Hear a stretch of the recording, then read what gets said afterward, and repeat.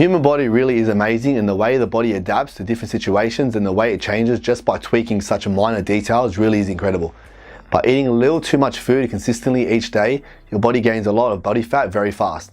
By running on more frequent basis, your body learns and adapts to being able to run for longer periods of time. I could give you 1,000 different scenarios where the human body reacts and adapts to different situations, and even though sometimes what we are doing is so close to being correct, even if we just get it wrong slightly, the outcome is literally worlds apart. Now the reason I'm talking about this because this video is in rep ranges, and basically even though you might think 5 reps is going to get you very close to the same results as 8 reps per set, but the actual end result is once again literally worlds apart. Completing each set of your workout and failing in the correct rep range is going to have a huge impact on what happens to your body as an end result. So what a rep range actually is, it is between the minimum and maximum number of times you complete the full range of movement for a given exercise per set. So for an example, let's say you were doing squats. You have the bar across your traps, you lower your body down, bending at the knees to just below parallel with your knees, then you push back up through your heels to the top of the position of the movement where you originally started, and that's 1 rep. So the number of reps you do per set is the amount of times you complete the full movement of an exercise consecutively till you cannot do that movement anymore because your central nervous system and your muscles have become too fatigued to continue that exercise. When you cannot perform any more reps in a given set due to that muscle being too fatigued, that is called failing. You need to be failing in the correct rep range, not just giving up. You need to push yourself until your muscles completely exhausted. Training till failure means not being able to do 1 more single rep, so don't quit the set just because you want to fall in the rep range. Push yourself until you cannot do another rep in that rep range. There is a big difference. You must fail in that rep range, not just finish in that rep range for the sake of it. You need to push yourself. Now how this is relevant in terms of fitness and bodybuilding and powerlifting and you reaching your personal goals is absolutely huge. I've told you before that training styles or training techniques don't really matter too much to the end result because they all work very well and they all contribute to breaking your muscles down and building them back bigger and stronger.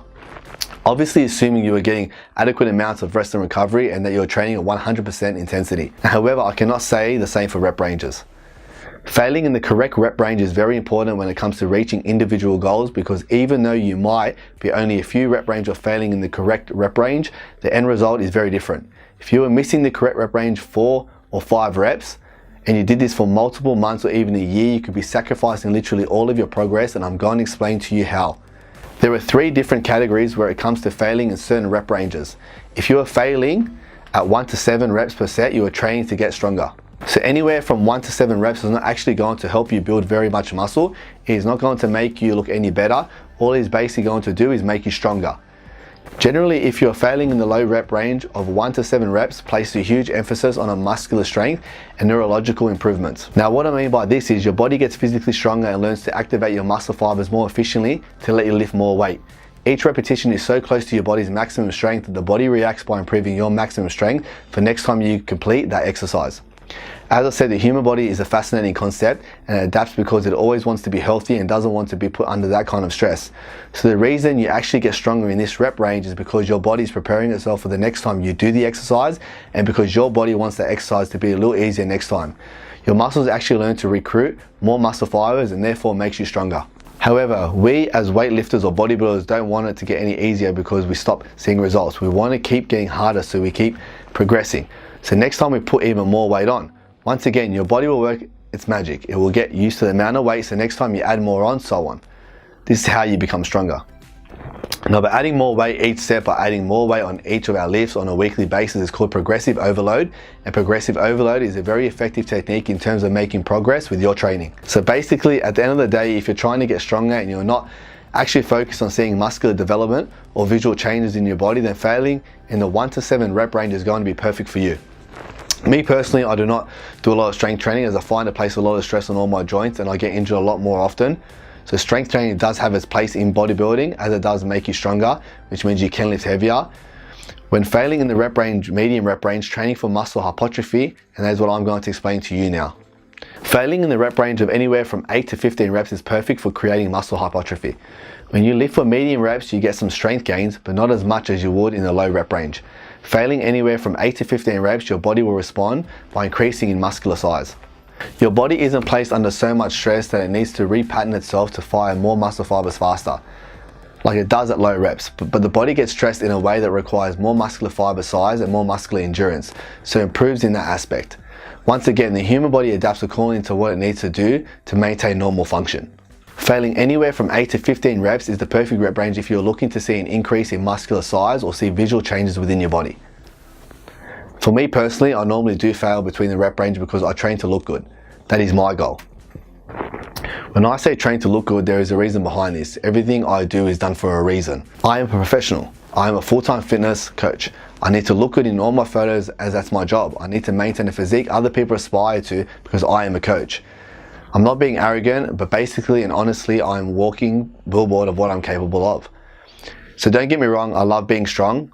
I have so much respect for people pushing crazy amounts of weight, but for me at the moment, being crazy strong is going to have to be absolute no benefit in my life. It's not going to help me with my career, it's not going to help me with my business, I'm never going to compete in powerlifting competitions. So for myself and for you as well, you need to train for what your individual goals are. Everyone is different. There is no right or wrong. Figure out exactly what you want from your life, or even more so, in this case, your training, and come up with a plan that is going to get you there fastest. My job is to make people look amazing. If I look like shit, seriously, who's going to come to me for advice on how I'll get in shape? It's not going to happen.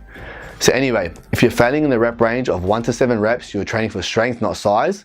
And if you're failing in the rep range from 8 to 15 reps, you're training for muscle hypertrophy, which is going to result in adding more muscle and see visual changes within your body.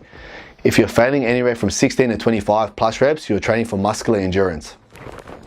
And when you lift for high reps, which is anywhere from 16 to 25 plus reps, you get very little strength gains, still a little more muscle growth, but more so muscular endurance.